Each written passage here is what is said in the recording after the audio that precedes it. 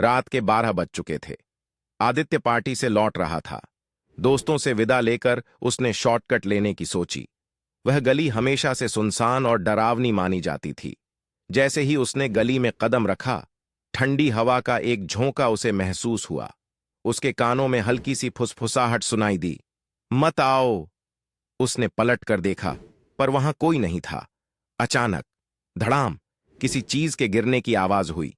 वह घबराकर पीछे हटा, लेकिन गली अब और भी अंधेरी लगने लगी। उसकी नजर सामने पड़े टूटे हुए लैंप पोस्ट पर गई, जो धीरे धीरे झूल रहा था।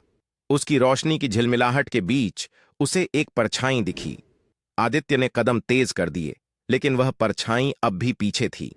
अचानक गली के आखिरी छोर पर सफेद साड़ी में एक महिला दिखाई दी।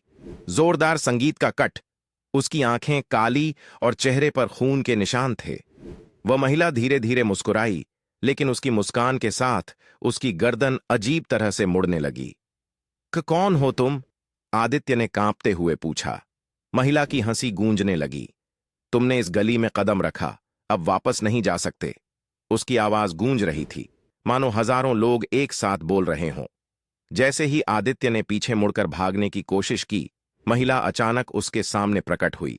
उसकी काली आंखें सीधे आदित्य की आंखों में देख रही थीं। एक तेज चीख, वह चीख उसकी हड्डियों तक को कंपा गई। अगली सुबह आदित्य उसी गली के बाहर पड़ा मिला।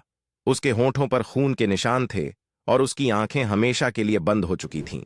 कहते हैं कि उस गली में जिसने भी रात के 12 बजे कदम रखा, वो या तो मर जाता है या फिर उसका सामना उस सफेद साड़ी वाली से हो जाता है। और फिर गली की खामोशी तोड़ती है सिर्फ उसकी चीख।